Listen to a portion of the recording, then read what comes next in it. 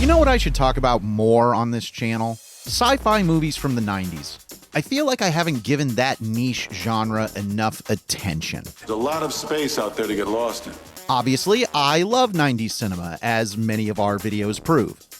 And the sci-fi of the decade is a particular favorite genre. Is this about the movie Contact? No. But I have another qualifier to add.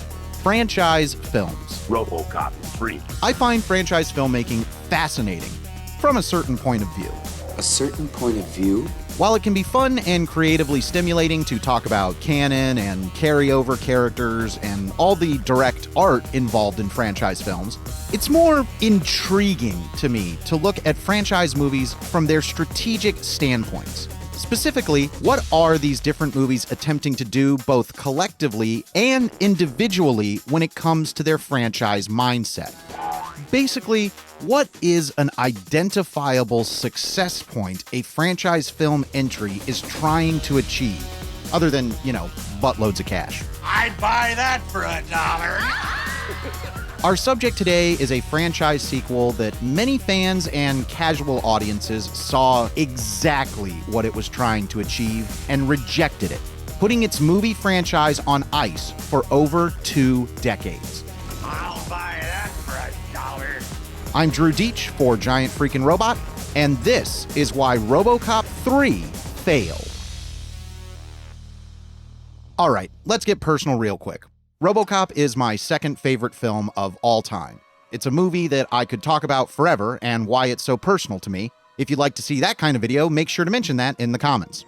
Suffice to say, Robocop is a well-established genre classic that, if you haven't seen it, you're depriving yourself of an effects blockbuster that takes as much care with its story and characters as it does the action and comedy.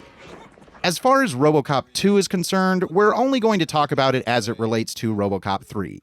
If you'd like to hear my thoughts on Robocop 2, check out the GenreVision Movie Club episode we did on it for our We Are the Robots theme month.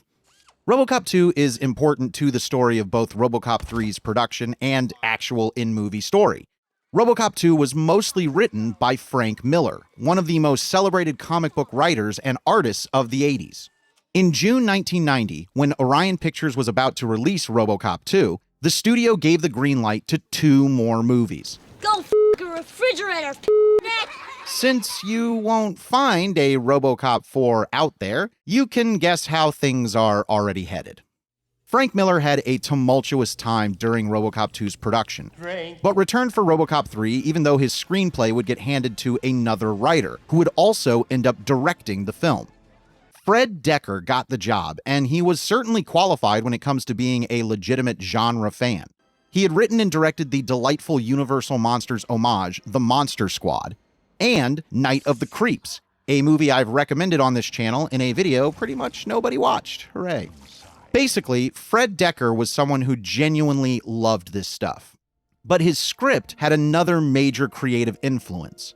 One that would end up being a significant factor in Robocop 3 being disliked by fans. Merchandising. Merchandising? What's that? Come, I'll show you. Orion Pictures had been able to turn the success of the first Robocop into a merchandise cash cow, capitalizing with toys, comic books, video games, and even an 80s cartoon. Robocop. The kids love this one. By the time Robocop 3 was underway, Orion wanted to better their chances at the box office by making sure Robocop 3 could sell tickets to as many potential theater patrons as possible. That meant Robocop 3 would be the first film in the franchise to actively aim for a PG-13 rating. Real quick aside, the MPA, the American-based movie ratings board.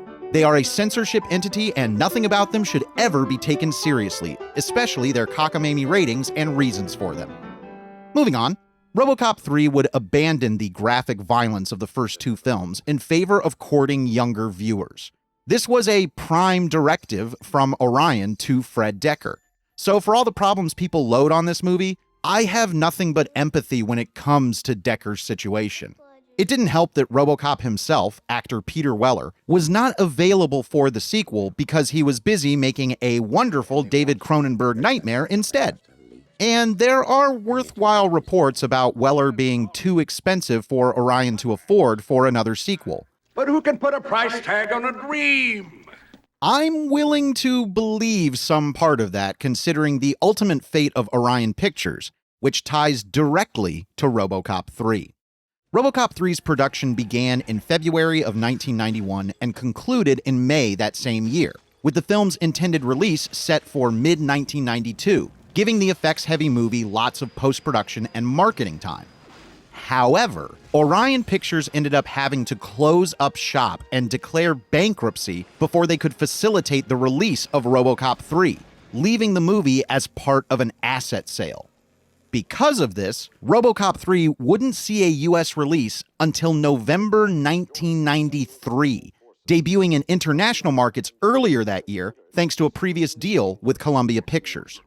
As you can see, there were a lot of foundational issues Robocop 3 had that were pretty much dooming it every step of the way.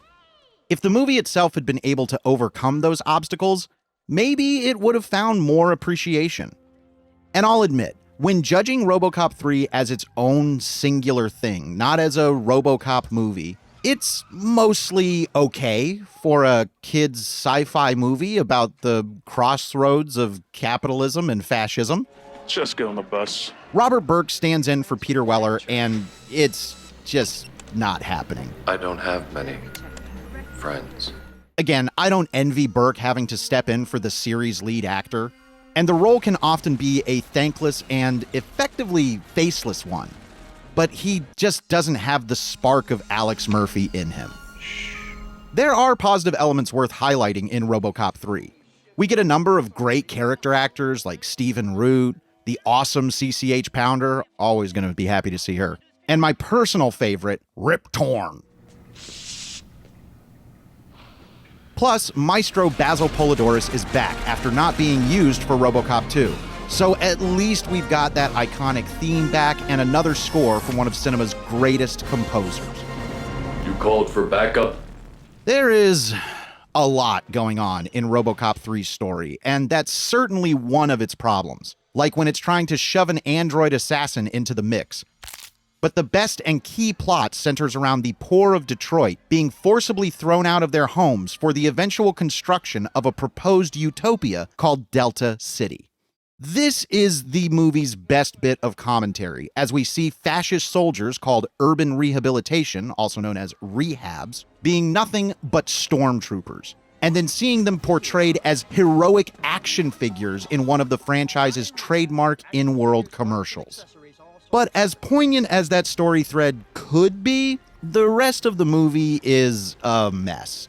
There's an oddly resonant plot for Orion Pictures themselves, where OCP, the evil mega corporation from the first two films, is being sold off and taken over by another company. This does lead to a few moments of welcome dark comedy. Are you there? But it doesn't really matter to the story. There's also a stereotypical brainy kid character in this that's annoying, and RoboCop spends a lot of the movie on the sidelines, and they kill Nancy Allen's Lewis for no good reason. Look, there's just a lot about RoboCop 3 that either doesn't work or is dumb, but not in a fun way. And after sitting on the shelf for too long, it was clear audiences could smell something was up. RoboCop 3, unfortunately, but somewhat appropriately, opened at the number 3 spot at the box office in 1993, behind a number 1 movie in its third week of wide release, The Nightmare Before Christmas. I guess Schoolhouse Rock was right. 3 is a magic number. RoboCop 3 ended its run in North America with only $10 million to show for it, less than half of its reported budget. And the fallout from the film's failure would see Fred Dekker sent to director jail, from whence he has never returned. Yes, RoboCop 3 killed Fred Dekker's professional directing career. It would also kill the future of RoboCop movies for over 20 years, until a reboot hit theaters in 2014.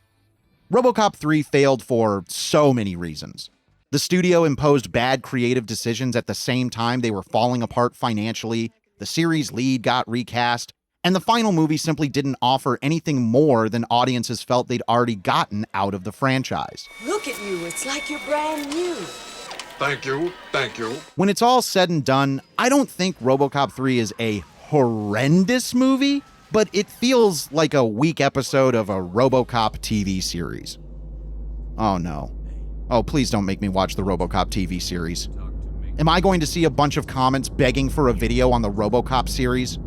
Will you liking this video put that evil on me? Don't you put that evil on me, Ricky Bobby! If you do enjoy torturing me, you better subscribe to the channel. That's the only way you can ensure my continued Robocop suffering. Thank you for your cooperation. And we'll see you next time here on Giant Freakin' Robot.